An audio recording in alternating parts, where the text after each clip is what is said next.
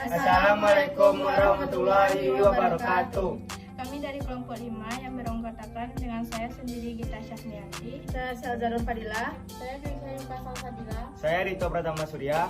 akan menjelaskan tentang kronologi pemberontakan Andi Aziz dan Republik Maluku Selatan. Pasukan Andi Aziz adalah pasukan KNL atau pasukan Belanda yang ada di Indonesia. Pemberontakan Andi Aziz ini berawal dari tuntutan Andi Aziz agar pasukannya saja yang menjadi pasukan ABRIS di negara Indonesia Timur. Akan tetapi, keinginannya ditolak oleh pemerintah Indonesia yang kemudian mengirimkan pasukan TNI ke Makassar. Andi Aziz dan pasukannya menolak masuknya ABRIS dari TNI ke Makassar.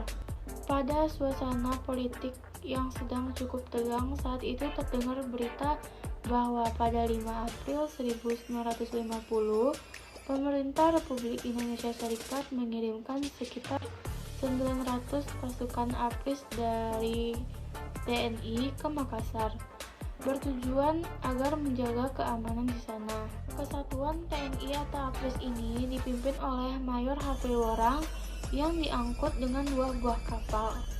Berita kedatangan mereka lantas membuat pasukan bekas KNIL merasa khawatir akan terdesak dengan kehadiran pasukan baru tersebut. Akhirnya, mereka bergabung dan menamakan diri pasukan bebas yang dipimpin oleh Kapten Andi Aziz. Pada tanggal 5 April 1950, sekitar pukul 5 pagi, Kapten Andi Aziz beserta pasukannya menyerang markas TNI di Makassar. Pertempuran pun terjadi, namun karena pasukan ABRIS jumlahnya lebih sedikit daripada pasukan penyerbu, maka dalam waktu singkat kota Makassar berhasil dikuasai oleh segerombolan pasukan penyerbu. Objek-objek vital seperti lapangan terbang, kantor telekomunikasi, dan kantor pos-pos polisi militer berhasil mereka kuasai. Beberapa TNI berhasil menjadi korban, bahkan perwira Kolonel Ahmad Yunus Moko Ginta berhasil ditawan. Pada tanggal 8 April 1950, pemerintah mengeluarkan instruksi bahwa dalam waktu 4x24 jam, Andi Aziz harus melaporkan diri ke Jakarta untuk mempertanggungjawabkan perbuatannya. Akan tetapi, panggilan tersebut tidak diindahkan oleh Andi Aziz. Tindakan Andi Aziz yang tidak segera datang ke Jakarta dalam waktu yang telah ditentukan, maka dianggap sebagai pembangkangan terhadap pemerintah. Oleh karena itu, pemerintahan pusat mengirimkan pasukan untuk menangkap Andi Aziz. Pasukan tersebut dipimpin oleh Kolonel A.E. Kawilarang. Adapun tujuan pemberontakan Andi Aziz ialah ia mengincar posisi puncak pemerintahan negara federasi di sektor militer. Bersama Suwo Mokil sebagai tokoh politik dan Sukowati sebagai presidennya. Pada tanggal 15 April 1950, Andi Aziz berangkat ke Jakarta setelah didesak oleh Presiden NIT Sukawati. Akan tetapi Andi Aziz selamat melapor sehingga ia ditangkap dan diadili. Sedangkan pasukan yang dipimpin oleh Mayor H.P. Worang terus melakukan pendaratan di Sulawesi Selatan. Pada tanggal 21 April 1950, pasukan ini berhasil menduduki Makassar tanpa adanya perlawanan. Pada tanggal 26 April, pasukan yang dipimpin oleh Mayor A.E. Kawilarang mendarat di Sulawesi Selatan. Pertempuran antara ABRIS dan KL Kenil terjadi pada 5 Agustus 1945. Pada saat itu, kota Makassar dalam suasana peperangan. Dalam pertempuran ini, ABRIS melakukan penggempuran terhadap tangsi-tangsi Kenil. Pertempuran kembali terjadi di Makassar. Pertempuran dimulai dari tanggal 5 Agustus 1950 sampai dengan tanggal 8 Agustus yang dimenangkan oleh ABRIS.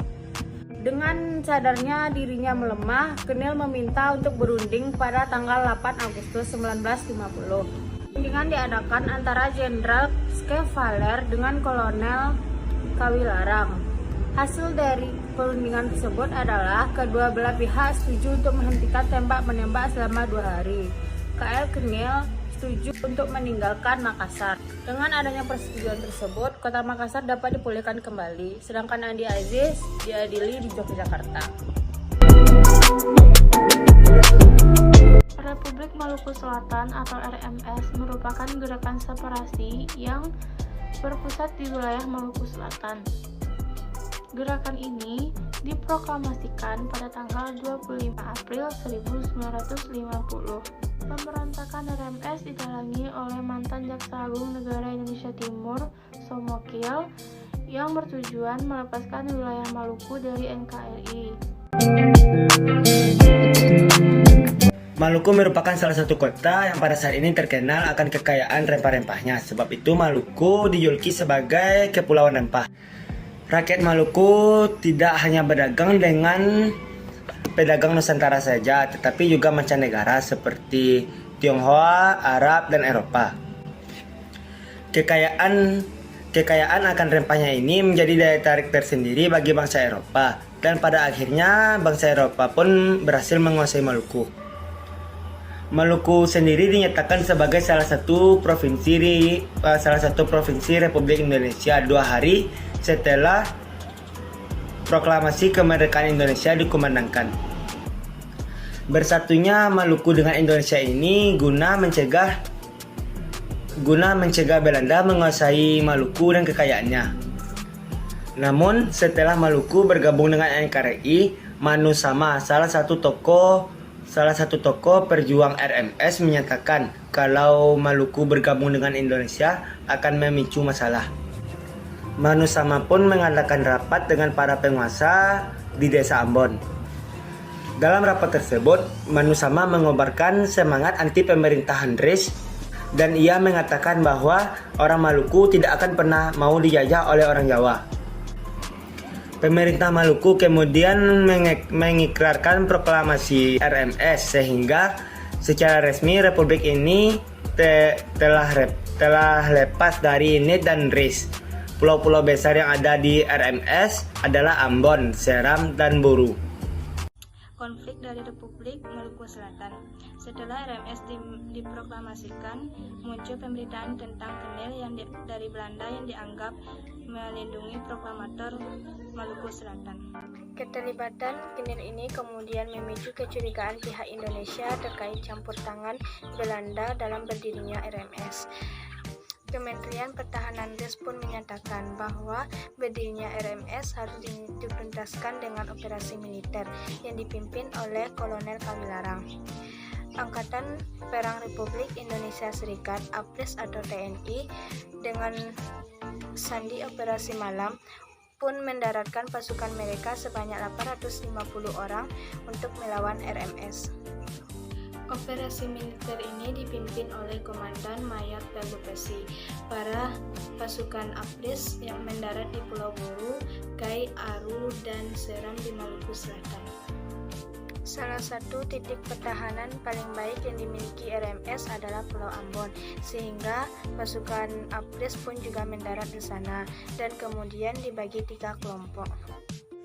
Ketiga kelompok tersebut kemudian disebar menuju wilayah Maluku Selatan, terutama yang dikuasai oleh kelompok RMS. Setelah kelompok tersebut menyebar di wilayah kekuasaan RMS, pasukan APRIS perlahan mulai dapat menguasai wilayah-wilayah tersebut. Beberapa wilayah di Ambon juga dapat direbut kembali oleh APRIS. Dikuasainya wilayah RMS ini kemudian diikuti dengan penangkapan Presiden pertama RMS, J.H. Manuhutu, dan Perdana Menteri RMS Y. Rizal, beserta 9 menteri lainnya. Mereka semua dijatuhi hukuman penjara selama 3-5,5 tahun. Untuk menghindari terjadinya pemberontakan RMS kembali, pemerintah Republik Indonesia mengambil tindakan tegas, yaitu dengan memberikan hukuman mati terhadap sisa-sisa gerombolan RMS.